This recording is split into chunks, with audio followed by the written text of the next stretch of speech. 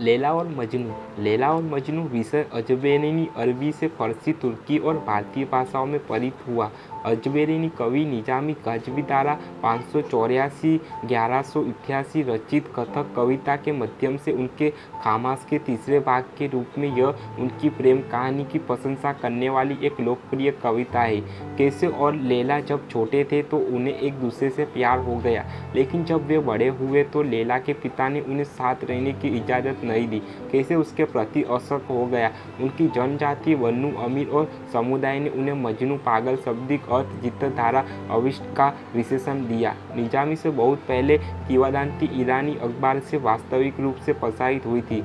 मजनू के बारे में पारंपरिक उपख्यानों में मौखिक रिपोर्टों के किताब अल अदानी और इबू कुतेहा के अल सीर वाला सुअर में प्रलिखित किया गया है। उपख्यान अधिकतर बहुत छोटे होते हैं, केवल शिथिल रूप से जुड़े होते हैं और बहुत कम या कोई कथानक विकसित नहीं दिखते। निजामी में मजनू के बारे में धर्मनिरपेक्ष और रहस्यमय दोनों श्रोता एवं प्रसिद्ध प्रेमियों की एक जवाब तस्वीरें पेश की। इसके बाद कई अन्य फारसी कवियों ने उनकी नकल की और रोमांस के अपने संरक्षण लिखे। निजामी में उत्तरी प्रेम कविता से प्रभाव डाला, जो कामुक परित्यक्त प्रिय के प्रति आकर्षण की विशेषता है, अक्सर एक अपूर्ण लालसा के माध्यम से।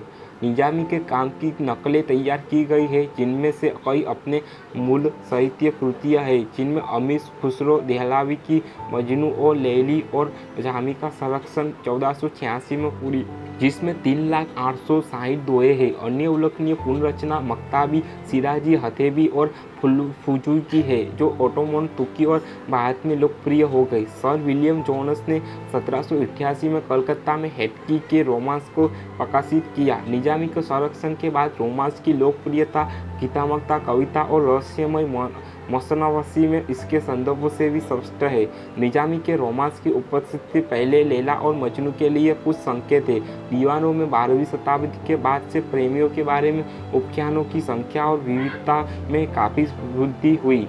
पनाह दीवानगी, आत्मा बलिदान आदि जैसी तकनीकी रहस्यमय अवधारणाओं को चिंतित करने के लिए रहस्यवादियों ने मजनू के बारे में कई कहानियाँ गढ़ी। निजामी के काम का कई भाषाओं में अनुवाद किया गया है। शास्त्रीय अरबी कहानी के आधुनिक अरबी भाषा रूपांतर में शौकी का नाटक the man lover of Laila शामिल है। केस इबान अल्लाह मुल्ला को लैला अलमीरिया से प्यार हो गया।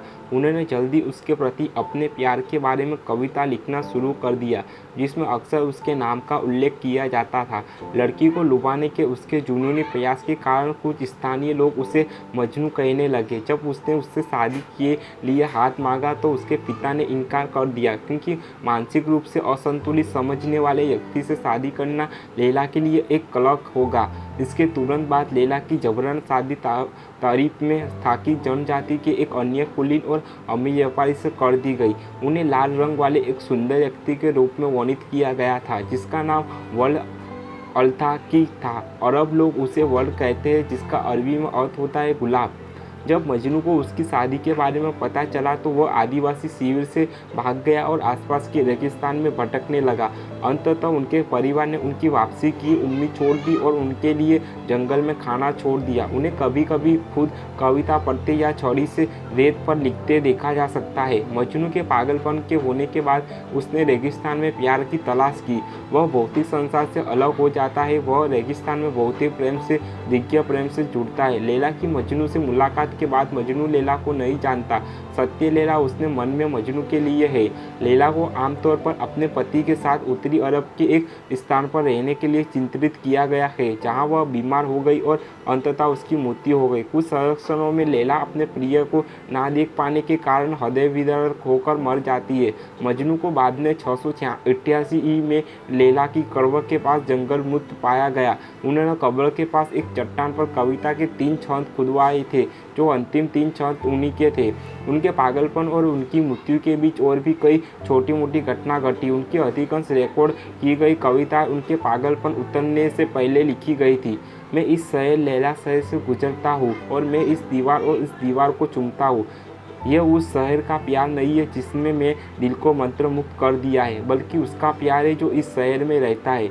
यह शब्द के रोमियो और जूलियट की तरह ही है। अगर प्रेम की एक दुखद कहानी है, इस प्रकार के प्रेम को कुंवारी प्रेम के रूप में जाना जाता है, क्योंकि प्रेमी कभी शादी नहीं करते या अपने जुनून को पूरा नहीं करते। अरब में स्थापित अन्य प्रसिद्ध कुंवारी प्रेम कहानियाँ केस और लुबाना कुतैर और अजमा मरवा और अल मजनून अल फरसी और अंतरा और अबला की कहानियाँ हैं। ये साहित्य शुभकांत दुनिया भर में आम है, विशेष रूप से दक्षिण एशिया के मुस्लिम साहित्य में, उर्दू गज़लों में है।